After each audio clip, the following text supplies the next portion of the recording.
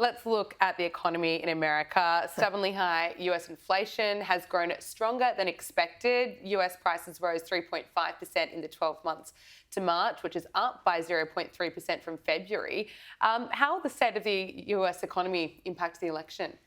A lot. I mean, that's kind of, well, let's face it, when Trump won, he was pushing for the working class and the small businesses, and everyone went, yes, I can relate to that. And at the moment, you have people that can't afford healthcare, they can't afford food, they can't afford housing. These are basic necessities. And look, Australia's not far behind, let me tell you, with what we're going through. But of course it's going to dictate it. I think a lot of political parties assume that people care about giving billions of dollars overseas. No, charity starts at home. Yeah. So you've got to get your own house in order first, and people know that. When they're seeing their children or they themselves can't get a job, or they've got to work 3 jobs to pay for rent, or they get kicked out because of the rental market and all of this, they don't care about your, international globalist policies. They care about how am I going to feed myself this week and my family. When Americans are really feeling the pinch like that, and we're back where we were just 4 years ago, it seems like it's between Trump and Biden at this stage. People aren't really that inspired. What's your assessment of where leadership is at in America and around the world? Oh, can I just say that leadership in general, everywhere, I think we've lost what we call good quality leadership. So a leader isn't just someone who wants to be a leader. A leader is someone who has got good character, has got compassion, can be very decisive, isn't easily manipulated by money or blackmail, right? We need someone that can stand up, represent everyone and not make sure no one feels alienated. We're missing that globally. We absolutely are. Everyone is following money or they're trying to get into a powerful position. But when it comes down to America and the election, I say to people, don't look at who's leading the party. Look at the policies of the party. Yeah. And it's the same here or any country. What are the policies? And that takes effort. And a lot of people don't have the time because, like I said, they're working multiple jobs. Find out who have they supported. And when I was in the US, when Trump was actually in administration, I found out through women who actually disliked him a great deal, but they said that his administration funded women in entrepreneurship and female startups more than any other, even though they hated him. They still acknowledged that, right? So that's what I really appreciated, that you can't stand the guy, but you liked his policies, and that's what we need to go back to. And it's a good point. I think too many people get caught up in things that someone may have said, their personalities, they may have rubbed people up the wrong way. Yes.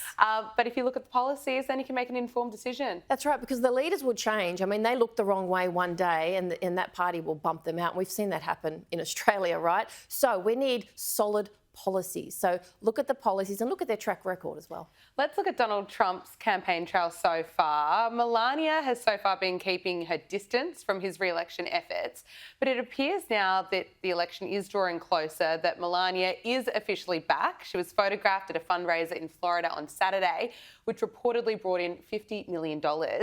Some are speculating that she could be Trump's secret weapon. Do you agree with that?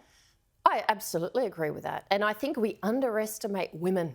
I mean, we do anyway, but we do when it comes to politics. And I actually think she hasn't been treated well at all. So when we look at profiling the First Lady, she wasn't put on the front cover of Vogue and places like that. It was like, oh, but you're connected to Trump. That's not feminism, right? That's conditional feminism. And I don't agree with that. I think she's an individual in her own right. Get to know who she is, what she stands for. And you know what? People do underestimate women, and I absolutely love that because usually we come out on top at the end. Yes, we do. I like your assessment of that too. What would you say her pull is? Do you think the more we're going to see Melania on the campaign trail, we're going to see popularity for Trump rise even further? I think she targets just a different demographic. So when you actually, people need to take the time and listen to her speak and go and do some, again, research, takes effort, right? Very compassionate lady, very switched on, very family orientated. And let's face it, that is going to resonate with pretty much every woman out there.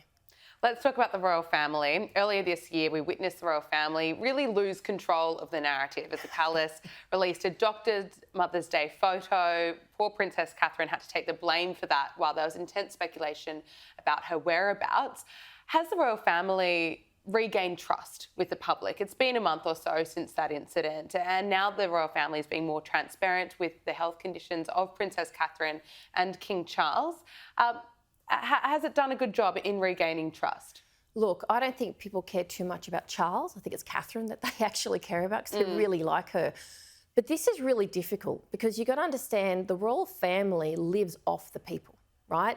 That's where they get their money. And ultimately they are to be the examples of how to live, and it was kind of aspirational and so forth. It's a little bit outdated. However, everyone loves the princess, right? And what's happened is that there's time where she says, I want some privacy, but the people who have literally lived in everything that they've done have said, no, no, no, no, we fund you essentially and we are a part of you, we want to know. So I think that's where it went wrong. And the reality is, like in all areas of life, tell the truth. It might hurt at the beginning, but in the end, people will love you for it. If you made a mistake, admit it and build back trust. Especially in the area of social media, especially when there are photos and you can see if a photo's been edited. It just fueled so much of the speculation around her. Well, it was. And I think also, goodness me, some of the behaviour by people as a result of that really shows you how much we despise social media in so many circumstances. Just kind of leave her alone. She's still a human being and a woman and a mother, and she's going through a lot. But I think from their perspective, whoever advised her should probably be replaced. Yeah, absolutely. Absolutely indeed. Look, closer to home now, authorities in New Zealand have tightened work visa regulations in reaction to what they deem as unsustainable migration levels.